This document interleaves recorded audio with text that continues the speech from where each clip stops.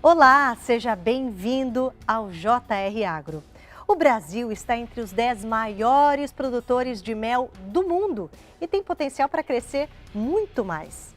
Na próxima semana, acontece em Chapecó uma série de eventos para a cadeia produtiva do setor, incluindo o Congresso Sul-Brasileiro de Apicultura e Meliponicultura. Para falar sobre esse tema, o JR Agro recebe hoje o biólogo e presidente da FAASC, a Federação das Associações do Setor, Ivanir Sela. Ivanir, obrigada por participar do JR Agro.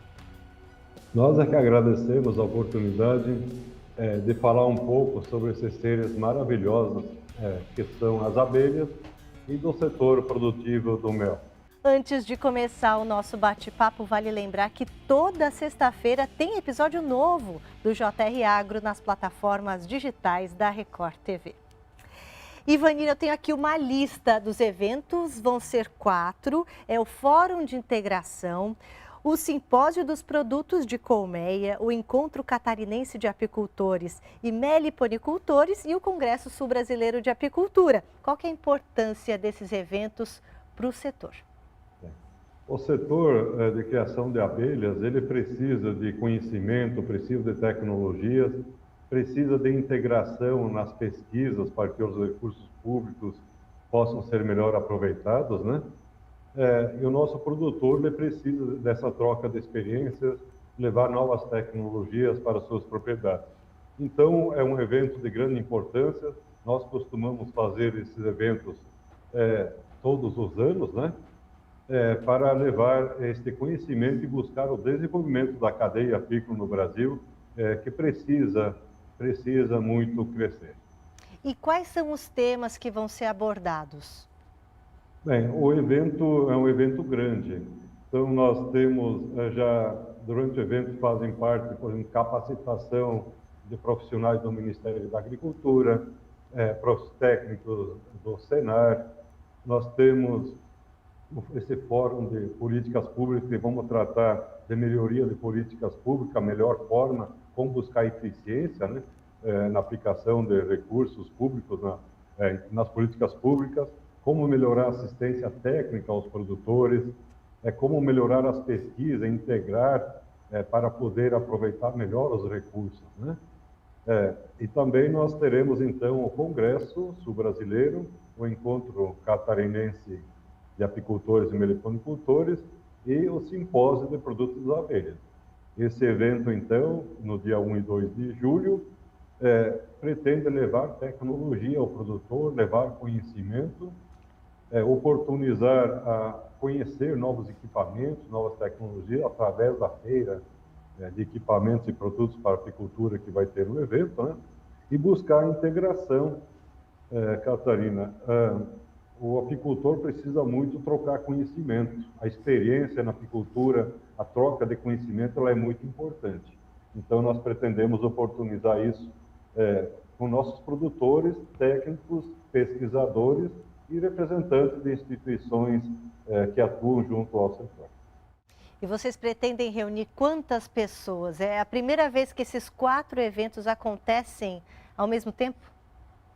Sim, aqui no estado, no sul do Brasil, é a primeira vez que a gente faz os 4 eventos ao mesmo tempo. A gente está com uma previsão aí de 1.200 participantes, já temos boa parte já inscritos, e com certeza será um grande evento. Falando sobre a produção de mel do Brasil, hoje o Brasil está entre os 10 maiores produtores de mel do mundo. O senhor mesmo fala que o Brasil está na 8ª posição, não é isso? E quanto de mel que o Brasil produz hoje? Qual que é o principal estado produtor? Bem, o Brasil, segundo dados estatísticos, produz 50 mil toneladas de mel, 49 mil e poucas toneladas. Só que existem algumas falhas, nós consideramos, né? Porque se considerarmos que o Brasil exportou ano passado, segundo dados oficiais, né, 45.900 toneladas, e nós estimamos que a metade da produção fica no mercado interno, então nós precisamos melhorar esse levantamento de dados de produção. Então, a nossa produção, a gente tem um dado oficial de 50 mil, mas se considerar que só exportado quase chega esse número, consideramos que a produção do Brasil chega perto a 100 mil toneladas. Então, ele está já hoje entre os 10 maiores produtores mundial e também entre os 10 maiores exportadores mundial. Costumamos dizer que o Brasil é um gigante adormecido quando se trata de produção de mel e demais produtos da colmeia, porque é um estado, um país grande e que tem um clima bom para se trabalhar, para se produzir mel. O que falta para nós é tradição. Muitos países, lógico, começaram a produção muito antes. Nós somos bastante jovens ainda, né, na produção de mel, vamos dizer assim, mas nós temos muito espaço.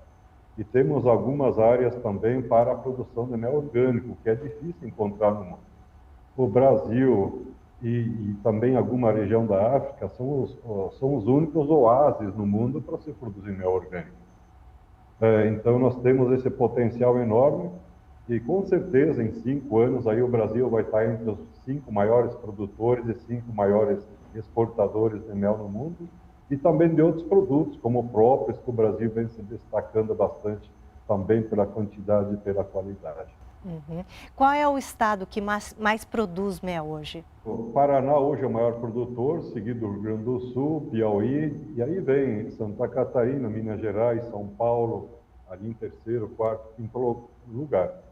Como a abelha ele é um animal que ele está solto, né? Ele está na natureza, a gente não tem muito controle. As condições de clima interferem muito na produção. Então, é comum que haja uma variação de uma produção maior num estado, num ano, menor no outro. Então, há variações. Mas, os principais estados produtores são esses. E os 3 estados do sul, juntos, representam em torno de 40% da produção de mel do Brasil. Uhum. A produção maior está concentrada no sul, mas aí o senhor citou Paraná, Rio Grande do Sul e Piauí. Quer dizer, Paraná e Rio Grande do Sul têm climas parecidos, climas frios, mas o Piauí, de repente, ali surpreende a gente. Quer dizer, a abelha, ela se adapta tanto a um clima frio quanto ao clima quente, mais seco. Com certeza. Santa Catarina não está entre o quarto, quinto maior produtor nacional, porque é um estado com um território pequeno. Se nós agora for produção por quilômetro quadrado, por área, Santa Catarina tem uma produção muito alta. O Brasil tem uma média por quilômetro quadrado de 4,8 quilos de mel.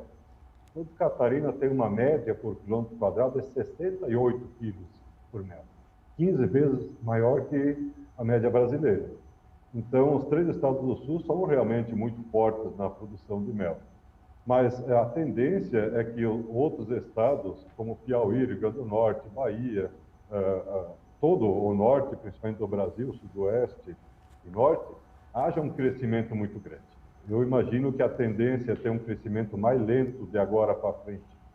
Nos estados do sul, que já tem uma saturação, vamos dizer assim, né? Já chegou a um patamar de produção por área maior, e nós devemos ter uma expansão muito grande, já está acontecendo isso, nos demais estados do Brasil. Com essa expansão, a ideia, o objetivo é colocar o Brasil no topo desse ranking de maiores produtores do mundo, não é isso nos próximos 5 anos? Com certeza, nos próximos 5 anos o Brasil deve ser um dos 5 maiores produtores. Como eu falei, pelo nosso território, pela quantidade de flores, né, de plantas que nós temos no Brasil. Então, a abelha produz o mel a partir do néctar, né? E o Brasil tem uma imensidão de território e vegetação com bastante capacidade de produção.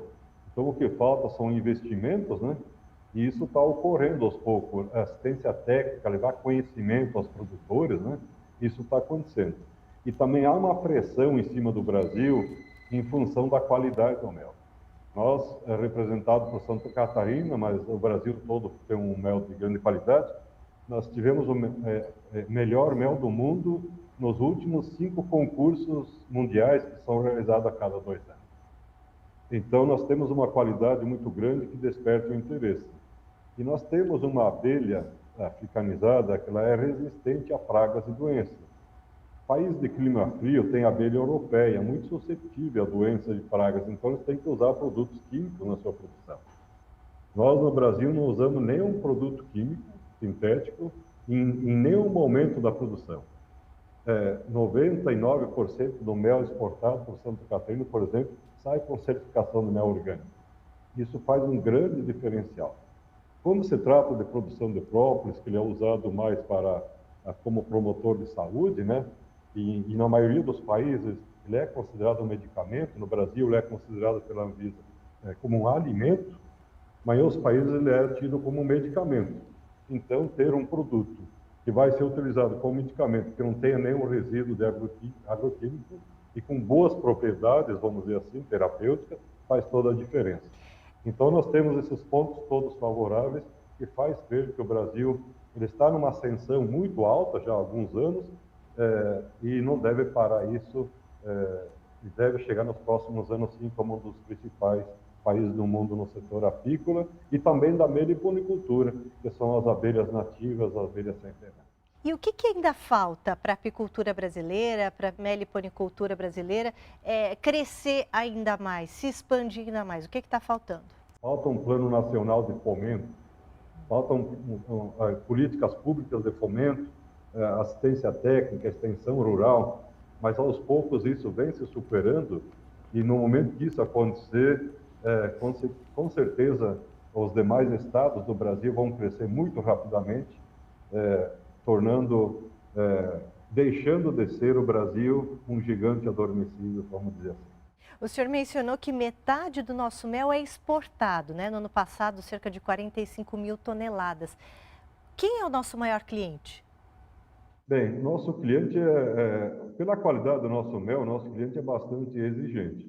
Nós temos hoje 85%, 86% dos Estados Unidos e 12% a 13% a Europa e demais alguns outros países. Está se abrindo um mercado bom na Ásia, Japão e na China também, porque na China é um país que tem uma população rica, que equivale à população do Brasil, vamos dizer assim. 10% da população da China tem dinheiro, mas isso equivale à população toda do Brasil. Então, está se abrindo alguns mercados interessantes na Ásia e também em outros países, como na Arábia Saudita, outros países de outros continentes. Que hoje é Estados Unidos e Europa. E o consumo interno, como é que é? O consumo interno, ele é bastante baixo. Nós temos aí em torno de 120 gramas por habitante. Se considerarmos a Alemanha 2,2 kg por ano? 2.200 gramas por ano. O Canadá, outros países, né, que gira em torno de 2 quilos por ano. Então, nós temos um consumo ainda bastante baixo. Mas esse consumo já foi menor, está crescendo, verdade, muito pouco. Mas está crescendo. De 60 gramas passou para 80, agora para 120. Mas eu acho que a popularização, com o aumento da produção, o mel vai ficando mais em conta, vai ficando com preço mais acessível e a população vai poder comprar mais. Nós também tínhamos um estigma, na década de 70 a gente não tinha mel no Brasil, só tinha para remédio, para a avó fazer o chazinho, né? Hoje não é mais assim, a gente vai em todos os mercados, o mel estava 30, 40 reais o quilo, é um preço de um quilo de carne e se encontra facilmente. Então, só que se criou essa cultura, Catarina, de que mel é remédio. Não deve ser tratado assim. Deve ser tratado, sim, como um alimento que promove a saúde, né? Mas não ser tratado como um remédio de consumir só quando dá uma gripe, quando inflama a garganta. Isso está faltando também para a nossa população. Ivanir, vamos falar um pouquinho das abelhas agora, que são fundamentais para o equilíbrio do ecossistema, não é? Verdade. Os insetos e as abelhas em especial, que são os principais insetos polinizadores, para a manutenção do equilíbrio, são muito importantes nos diversos biomas. Nós estamos aqui na Mata Atlântica. A Mata Atlântica é o bioma mais dependente de polinização por insetos. 83% das plantas da Mata Atlântica dependem de insetos dentre eles as abelhas, que é o principal polinizador, para que haja a polinização e a fecundação das sementes dos frutos. Então, elas são fundamentais, sim, para o equilíbrio do ecossistema. Agora, Ivanir, com toda a tecnologia, com todo o desenvolvimento que a gente tem em pesquisas, a gente ainda não conseguiu encontrar um substituto que seja tão eficaz quanto as abelhas na polinização? Olha, tem se tentado bastante, Catarina. Existem robôs, agora tem havido algumas criação de robôs, abelhas robôs e tal, mas não tem dado o mesmo resultado. Então, na China estão usando muito a mão de obra manual, polinização de frutos com a mão, né? Imagina o trabalho que dá isso. Então tem se inventado algumas coisas, mas com a eficiência das abelhas ainda não. Uhum. E até pouco tempo atrás, não se falava muito disso, mas a gente tem passado por um período de extinção de abelhas no mundo todo, né? E aí começou a se falar mais da importância das abelhas para tudo, para a manutenção, para a preservação do meio ambiente, não é? Foi no período 2008 a 2015 que houve uma queda da população de abelhas por diversos fatores, vamos dizer assim, algumas pragas, doenças exóticas que vieram de alguns continentes. A questão dos agrotóxicos também culminou numa situação difícil, né? Porque com o aumento então houve assim aquele movimento, um movimento assim, vamos dizer assim, menos ambiental, eu acho mais econômico, né? Porque 34% da produção mundial de alimentos é totalmente dependente de abelha. Alguns países, como os Estados Unidos, a produção de mel pouco interessa para eles, o que interessa é a produção de amêndoa, né?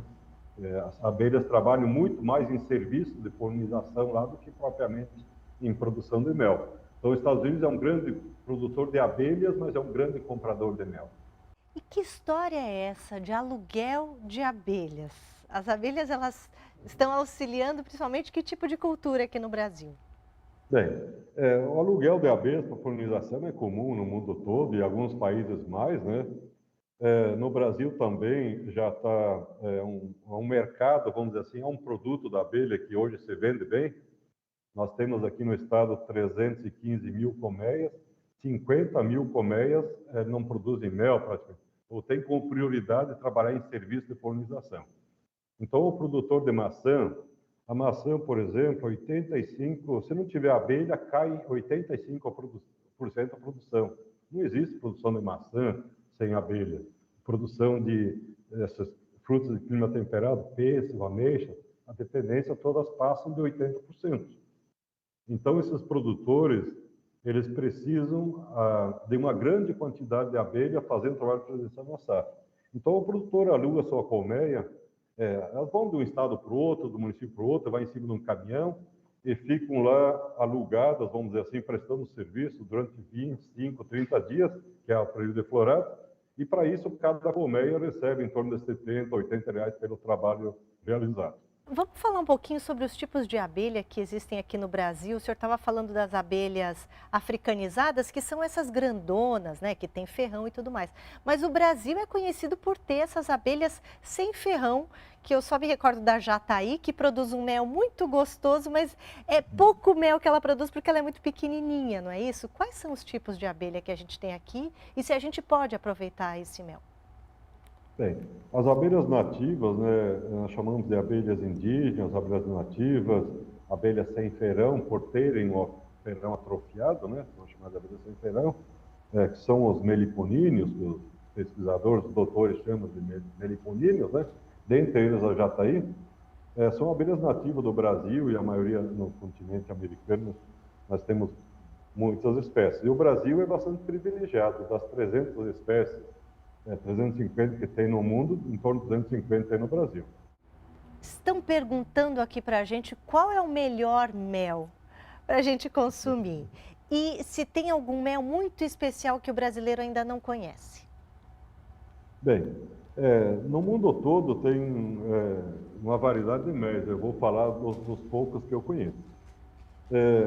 Os méis assim, mais apreciados hoje, que tem um futuro muito grande na questão do mercado gourmet, por exemplo, são as abelhas nativas, né? Porque aquele gosto, que cada espécie tem o dele, um mel mais fino, vamos dizer assim, mais nobre, vamos considerar assim. Se dá para chamar assim. E dentro do... Aí tem diversas espécies aí que cada um... Aí é gosto, cada um... É um prato, né? Que cada um vai gostar mais de um mais ácido, menos ácido, mais encorpado ou menos.